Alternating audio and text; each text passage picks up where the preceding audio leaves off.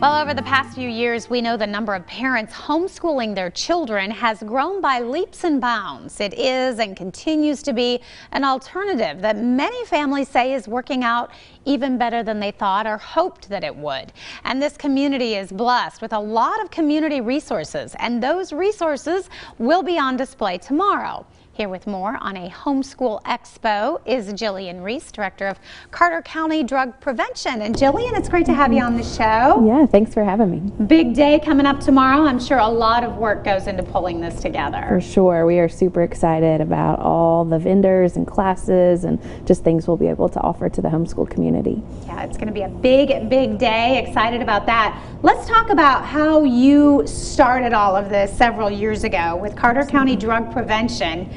An interesting correlation. Absolutely. So I am a homeschool mom and also the director of Carter County Drug Prevention. And so many of the things that we need as homeschoolers overlap with the things that we do at Carter County Drug Prevention. Making sure that our community feels supported, has resources, and that doesn't really matter if it's a public school family or a homeschool family. We want to make sure that they have what they need to be successful. And so as the director of Carter County Drug Prevention, we have so many amazing community partners that offer so much to kids in our community. And so it just was a beautiful fit for us to reach out to this homeschool community and make sure everybody's on the same page and knows what all is out there for them. And you said good mental health is kind of one of those things that if you are in a public school, that's kind of part of that curriculum, but sometimes that can get overlooked if you're in a homeschool community. Absolutely. And we know with the COVID pandemic that mental health has really been a struggle for lots and lots of people. We've seen increases in overdoses, increases in domestic violence, increases in lots of different negative things that are affecting our kiddos. And so we do want to make sure that that message is out there, that mental health is so important, whether you're a homeschooler, whether you're in public school, whether you're a mama, whoever it is, making sure that we're talking about mental health resources and just making sure that people know that it's important to take care of themselves in this weird time that we're living in. And you actually started this expo several years ago, so I would imagine you have really seen with the expo too the growth over the last couple of years when it comes to the number of families homeschooling their kids. Absolutely. For the past couple years we've had to do a virtual expo again just to kind of keep everybody safe, and so we're really excited to be back in person this year, and I really anticipate lots and lots of new families meeting them for the first time this year.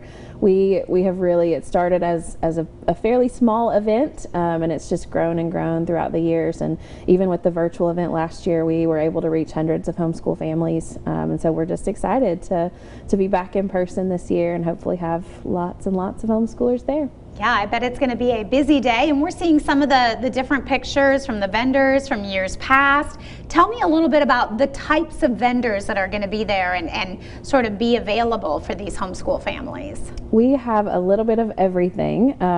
There are things like activities that'll be great for field trips, things like gyms and kung fu classes, those kinds of things homeschoolers may be interested in, along with just community resources. Valid Health will be there. Our Northeast Tennessee Regional Overdose Prevention Specialist will be there.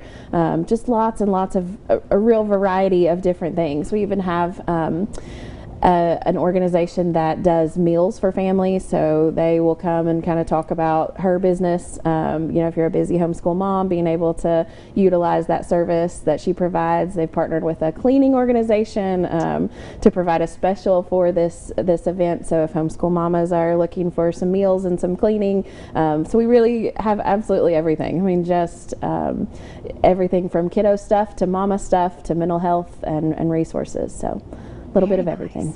And then you also have different classes sort of throughout the day that people can be part of as well. Absolutely. So we wanted to kind of tailor those classes to different populations. So it doesn't matter if you're just considering homeschool or if you've been a homeschooler for 20 years.